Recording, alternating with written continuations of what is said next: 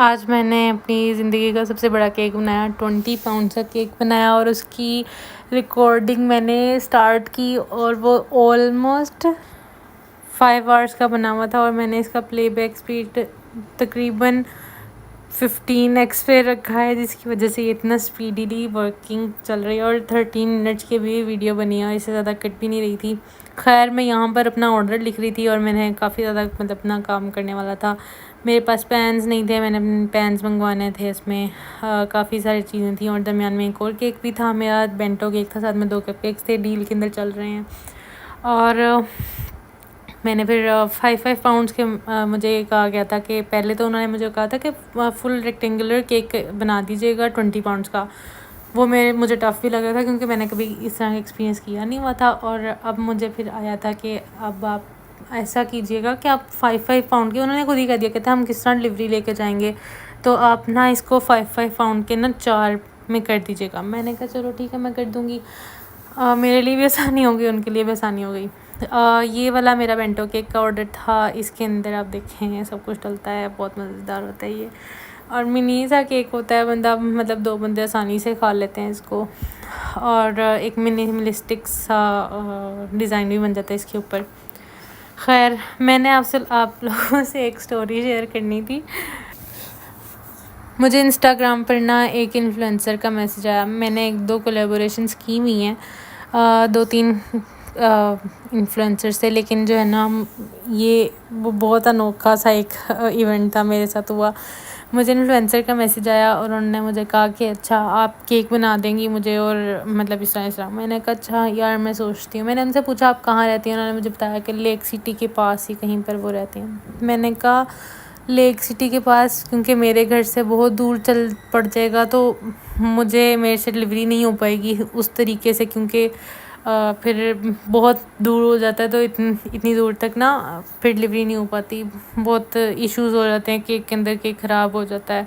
या फिर आप ऐसा करें, आप डिलीवरी अगर आप खुद करवा सकती हैं तो आप वो कर लें। वो मान गई, वो कहती कि ना ओके है, मैं डिलीवरी खुद करवा लूँगी।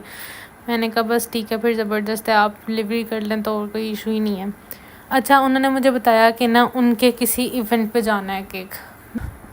मैं ये सोच रही थी कि यार इवेंट पे जाना है, और मैं एक स्मॉल बिज़नेस हूँ, मेरे को इतना ज़्यादा चलता बिज़नेस भी नहीं है कि बंदा कहे कि हाँ जी बहुत ज़्यादा चल रहा है और मैं इनके लिए 10,000 के केक्स और कप केक्स इनको भिजवाऊँ। तो मैंने उनसे कहा कि आप ऐसा कीजिए कि आप हाफ़ कप केक्स जो हैं वो आप मेरे से ख़रीद लीजिए, या फिर आप हाफ़ केक जो है वो मेरे से ख़रीद लीजिए, और दूसरी चीज़ मैं आपको फ्री कर दूँगी, PR के तौर पर भेज दूँगी। उन्होंने कहा कि अच्छा, उनका ना मुझे फिर 4-5 दिन मैसेज नहीं आया। उसके बारे में पढ़ लिया था, उन्होंने कहती कि ना अच्छा मैं ना आपको डिस्कस करके बताती हूँ। घर पता नहीं कहाँ उन्होंने डिस्कस करना था, मुझे नहीं याद, काफ़ी पुरानी बात हो गई है। तो उन्होंने कहा कि मैंने कहा चलो ठीक है। उनकी जो बर्थडे थी उनकी वो थी 20 सितंबर को, और उनका मुझे ना 18 सितंबर की शाम को मैसेज आया, तकरीबन 6 o'clock या 7 o'clock। कहती कि अच्छा आपको याद होगा मैंने मैसेज किया था आपको। मैंने कहा हाँ मुझे याद है। कहती हैं आप ये वाला केक बना सकती हैं, वो वाला केक बना सकती हैं, ये कर सकती हैं, वो वैसे कर सकती हैं। उनको बहुत सारी डिमांड्स थी, और मैंने उनसे कहा अच्छा आपने ना मुझे ये था 20 को उनकी बर्थडे है, तो वो मेरे से परसों मांगेंगी। अच्छा, मैंने उनसे सारा डिस्कस कर लिया, कप केक्स के बारे में, केक्स के बारे में। कहती कि ना 3 पाउंड का बनाना, और फिर कंसेशन भी ले रही थी केक के अंदर। मैंने कहा अच्छा यार, मैं ये इस तरह कर दूँगी। उनके इवेंट पे क्योंकि बहुत सारे लोग आने थे, 15 और 20 बंदों को मैं अफोर्ड नहीं कर सकती थी। उसके बाद क्या हुआ कि मैंने उनसे पूछा अच्छा आप डिलीवरी कितने बजे लेंगी, तो उन्होंने मुझे कहा कि मैं ना 12 बजे लूँगी। मैं भी अच्छा रात के 12 बजे, नहीं, उन्होंने मुझे कहा हाँ मैं 12 बजे लूँगी। मैंने कहा अच्छा दोपहर को 12 बजे, हाँ कहती हाँ मैं दोपहर को 12 बजे लूँगी कल। मैंने कहा कल किस तरह, हम 12 बजे? तो ना कहती कि ना यार वो मैं भूल गई थी, ताया अबू की पता नहीं क्या थी, को मसला था उनका, तो इस वजह से मैं भूल गई थी तुम्हें बताना कि मैंने केक लेना है तुम्हारे से। और मैंने कहा यार इतनी जल्दी तो बन ही नहीं सकता केक। कहती कि ना यार कोशिश करो बना दो, किसी तरीके से बना दो। मैंने कहा यार इतनी जल्दी केक नहीं बन सकता, हम लोगों के पास केक बनने नहीं होते, हम लोगों ने मैंने ख़ास तौर पर मैंने तो क्या नाम है, पहले केक स्पंज को बेक करती हूँ, उसको 6 आवर्स के लिए ठंडा करती हूँ। ठंडा करने के बाद वो उसके ऊपर फ्रोस्टिंग होती है, और फ्रोस्टिंग करने में भी 100 चीज़ें इस तरह की इस्तेमाल होती हैं जिसके अंदर आपको टाइम लगता है। जिस तरह उन्होंने फ्लावर्स, आर्टिफिशियल फ्लावर्स का कहा था, मैंने कहा मैं वो बाहर से अगर लेने भी जाती हूँ या फिर मैं अपने किसी सप्लायर से भी मंगवाती हूँ, उसके लिए भी मुझे टाइम लगेगा चूज़ करने में, उनको सिलेक्ट करने में बहुत टाइम वेस्ट होगा। तो वो कहती हैं कि ना यार किसी तरीके से कर दो। अच्छा, मैं ना खामोश हो गई थोड़ी देर के लिए, और फिर ना मैंने बंद कर दिया फ़ोन। मैंने कहा थोड़ी देर बाद बात करती हूँ आपसे। जब उनका मैसेज आया थोड़ी देर बाद, तो मैंने कहा यार ये नहीं, पॉसिबल ही नहीं हो सकता कि आप अभी मुझे रात के 6 बजे, शाम के 6 बजे मुझे मैसेज कर रही हैं और सुबह का आपको 12 बजे चाहिए। तो ना पीछे से उनका कोई, आई डोंट नो कौन था, वो हस्बैंड था या फियांसे था। वैसे उनकी इंगेजमेंट हुई हुई थी, उनके आईडी पे नज़र आ रहा था कि उनकी इंगेजमेंट हुई हुई है। वो पीछे से बोला नहीं तो फिर अब तुम्हें 4 दिन पहले बता के तो बासी केक खाएं। और लिटरली मुझे इतना हर्ट हुआ, क्योंकि हर एक बंदे को पता है कि ऑलमोस्ट 6 आवर्स के लिए आपका जो केक होता है वो ठंडा होता है। मैं तो ओवरनाइट ठंडा करती हूँ, लेकिन 6 आवर्स तो कम से कम होते हैं कि मैं उसको ठंडा करती हूँ। मैं जब भी मैं गर्म केक के ऊपर या फिर 1 आवर या 2 आवर के बाद फ्रोस्टिंग करती हूँ, तो मेरी फ्रोस्टिंग पिघल जाती है उसके ऊपर से।